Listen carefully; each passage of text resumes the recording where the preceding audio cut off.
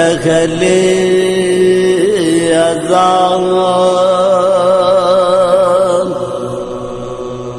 ازان کے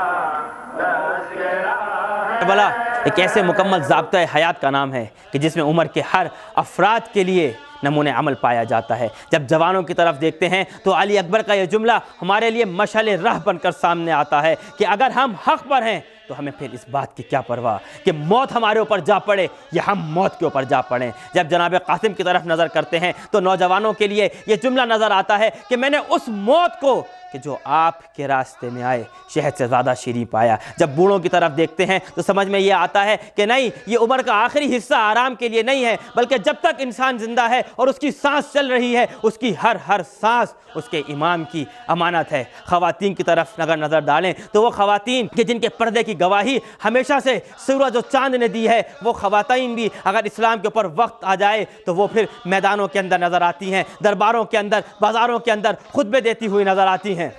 کربلا کے بچوں کا راستہ کیا ہے؟ میں چھوٹا سا روح ہوں مگر عاشق کربلا ہوں۔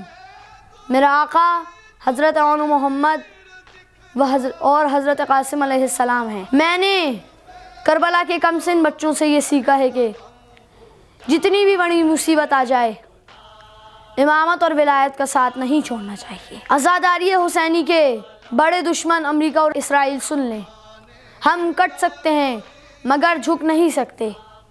اے حسینی بچوں، ماسک لگاؤ اور عزت حسینی کو محفوظ کرو۔ کربلا میں اطاعت، وفاداری، ایثار اور قربانی کا جو مفہوم ہے وہ ہمیں حضرت عباس علمدار کی شخصیت سے ظہور کرتا ہوا نظر آتا ہے۔ اگر ہم ایک درس لینا چاہیں حضرت عباس علمدار کی شخصیت سے تو وہ یہ ہے کہ اپنے وقت کی امام کی اطاعت کرو۔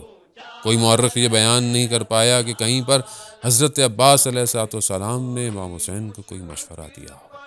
اطاعت محض ہیں حضرت عباس کی شخصیت۔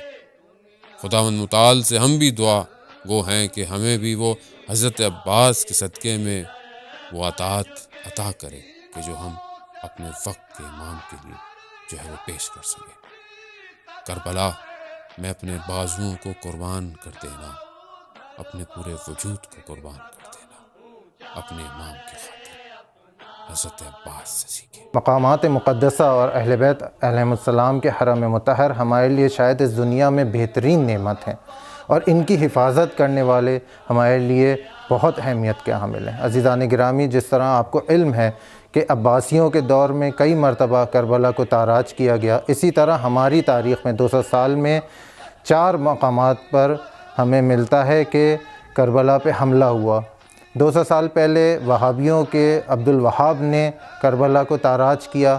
اس کے تقریباً 40-45 سال بعد سلطنت عثمانیہ کے نجیب پاشا کی سربراہی میں کربلا پر حملہ کیا گیا اور کربلا کی بے حرمتی کی گئی۔ اس کے بعد صدام ملعون کا زمانہ آپ کے سامنے ہے کہ کس طرح کربلا اور نجف پہ حملے ہوئے اور حرم کی بے حرمتی ہوئی۔ آخر میں داعش کی شکل میں امریکہ کی سربراہی میں کربلا اور نجف پر حملہ ہوا، لیکن پیروان ولایت کے جانبازوں نے حاج قاسم سلیمانی شہید کی سربراہی میں اس حملے کو روکا۔ اس لیے ہم پر لازم ہے کہ ہم ان عظیم ہستیوں کو اپنی عزاداری میں یاد کریں، ان کی تصویریں اپنے مجالس میں لگائیں۔ ماتم صدا رہے اور اس سے سوا رہے۔ گھروں میں عزاداری برپا کرنا ایک سنت حسنہ ہے، لہٰذا اگر آج تک ہم نے یہ کوشش کی ہے کہ ہم جلوسوں میں عزاداری میں شرکت کریں اور خود بانی عزا بننے کا شرف حاصل نہیں کیا گیا، تو اس سال تہیہ کریں کہ ہم خود حد اقل ایک مجلس اعضا اپنے گھر میں برپا کریں گے تاکہ گھر گھر عزاداری کا یہ سلسلہ وسیع ہو. اور اگر آپ کے علاقے میں اہل سنت رہتے ہیں تو آپ ان کو دعوت دیں اپنی مجالس اعضا میں اپنے گھر میں، تاکہ عزاداری کو انسانیت کی سطح تک عمومی کیا جا سکے. عزاداری سید الشہداء امام حسین علیہ السلام کے قیام کا تسلسل ہے کہ جسے روکنے کے لیے دشمن اپنے حربے استعمال کرتا ہے.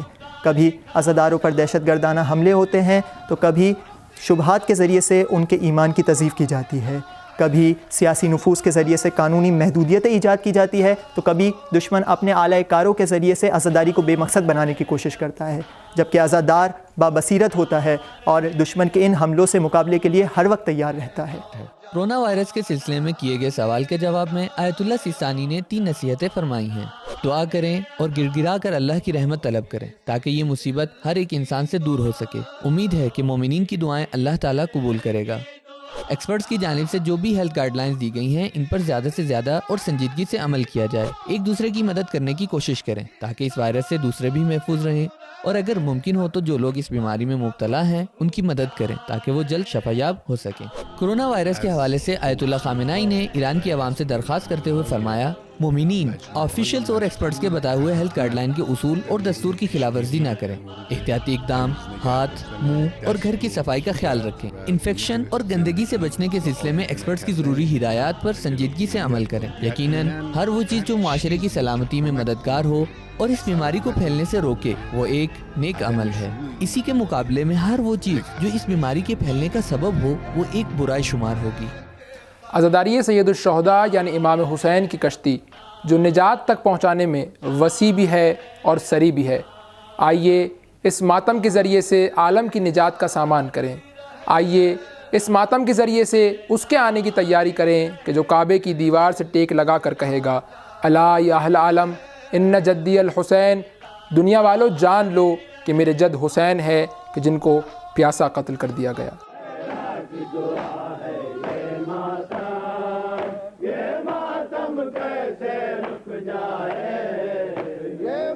ماتم ہے حل من کی صدا، یہ ماتم ہے حل من کی صدا، یہ ماتم ہے حل من کی صدا، یہ ماتم ہے حل من کی صدا، ہر عشق ہے جذبہ نصرت کا.